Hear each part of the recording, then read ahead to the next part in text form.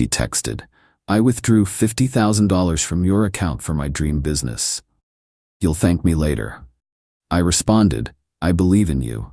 Then I let her spend every penny before revealing it was my separate account for tax debt, now in her name too. When the IRS agent knocked on her door 6 months later, original post I, 38 male, am sitting here with my morning coffee, and honestly, I'm still processing everything that went down. My ex-girlfriend Monica, 35, taught me the most expensive lesson of my life, that some people's entitlement knows no bounds. We'd been together for 3 years. Not married, thank God. She moved into my place about 18 months ago. Monica was always the entrepreneur type. You know, constantly talking about her next big idea but never actually following through. MLMs, dropshipping, crypto coaching, she'd tried it all. I funded most of these ventures because, well, love makes you stupid. About 7 months ago, I was at work when I got the text that changed everything. "Monica, baby, I did something amazing. I withdrew $50,000 from your account for my boutique consulting firm. This is IT, the big one. You'll thank me when we're millionaires." I stared at my phone. $50,000. Here's the thing, Monica had access to one account, not my main accounts, not my investments. She had access to a specific business account I'd set up years ago for tax purposes. I'm self-employed, run a small IT consulting firm. Every quarter, I move money into this account for estimated taxes. It sits there, untouched, until Uncle Sam comes calling.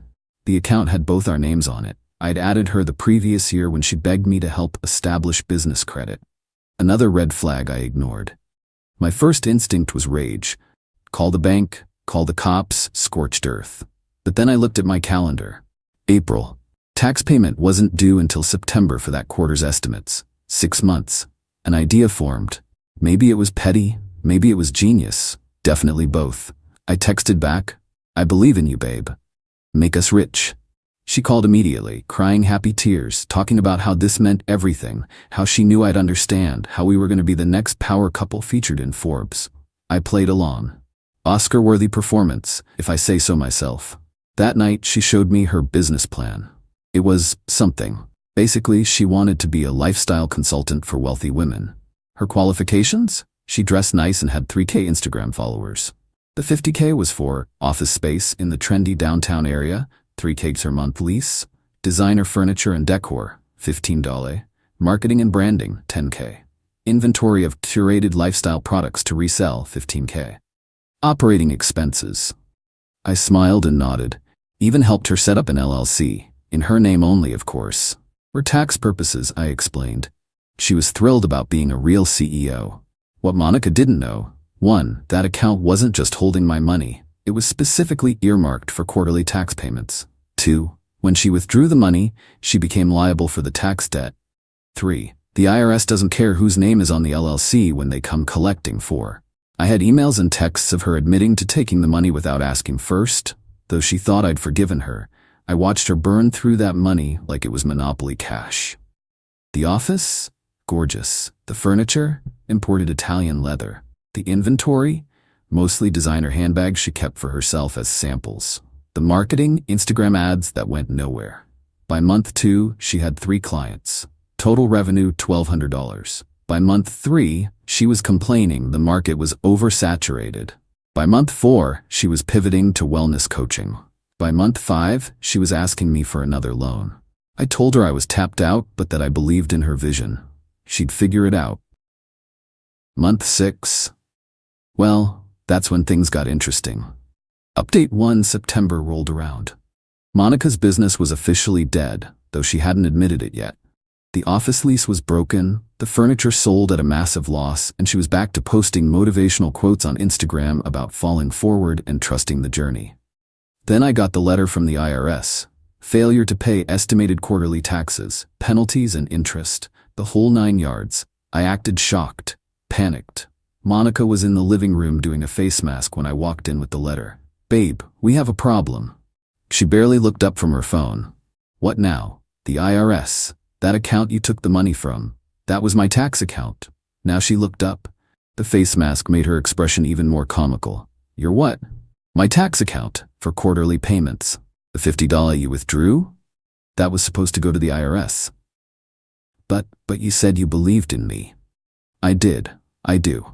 But the IRS doesn't care about your business streams, Mon. The panic in her eyes was, well, I'd be lying if I said it wasn't a little satisfying. So pay them. You have money.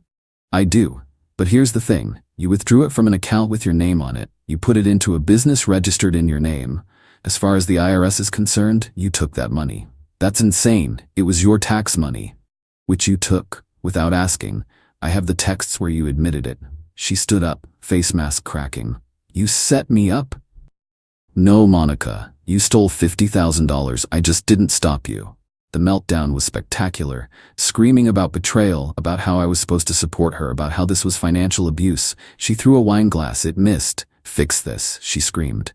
Can't. IRS already has the paperwork. You're a business owner now, remember? Congrats, CEO. She packed a bag and went to her sister's. Good. I changed the locks the next morning. But Monica wasn't done. Oh no. The entitlement ran deeper than I thought. Update 2. Monica's sister, Denise, called me the next day. The lecture was immediate. How dare you sabotage Monica's dreams? She took that money to build a future for both of you. She took it without asking, Denise. You're partners. What's yours is hers. We're not married. We're not even together anymore. You can't just throw her to the IRS. That's evil. I didn't throw anyone anywhere. She made adult decisions. Adults face consequences. Denise hung up on me. 20 minutes later, Monica's mom called. Then her dad. Then her best friend. The narrative was consistent. I was a monster who trapped poor Monica. Meanwhile, the IRS sent Monica her own letter. Since the business was in her name and the money went directly to her LLC, they wanted their cut. With penalties and interest, she owed about $18,000. Monica tried everything. She called my mother crying, saying I ruined her life. Mom laughed and hung up. She posted on social media about financial abuse in relationships without naming me directly. Most people ignored it. She threatened to sue me for deceptive practices. Her lawyer, cousin who got his degree online, sent a cease and desist that my actual lawyer laughed at. She tried to break into my house at 2 a.m., claiming she left important documents. Security camera caught everything. I sent the footage to the police. Then came the extinction-level entitlement event. Monica showed up at my office with her parents. During a client meeting, they barged past reception, found the conference room, and Monica's dad started yelling about how I was going to make this right, or he'd handle it himself. My client, a 60-year-old hardware store owner, stood up and said, "Son, I think you better leave before someone calls the police." Monica was sobbing. He tricked me. He let me take money he knew was for taxes. My client looked at her, then at me, then back at her. You took money without asking? To start a business, for our future. That wasn't yours to take. Even a stranger could see through the bullcrap. Security escorted them out. I filed for a restraining order that afternoon. But the IRS doesn't care about restraining orders. They wanted their money. Update 3rd October arrived, and Monica was in full panic mode. The IRS had frozen her bank accounts. Well, the business account with about $300 left in it. They'd started sending increasingly serious letters, the kind with lots of bold text and words like legal action and wage garnishment. She tried calling me, blocked, emails, filtered. She even created fake social media accounts to message me. The desperation was real. Then she did something I didn't expect. She actually got a job. Some marketing agency hired her as a social media coordinator, probably making $40K a year. Not bad, except the IRS wanted their money now, and $40K wasn't going to cut it. Her solution? Try to claim I coerced her into taking the money. I found out when an IRS investigator called me. Agent Harrison sounded like he'd heard every excuse in the book.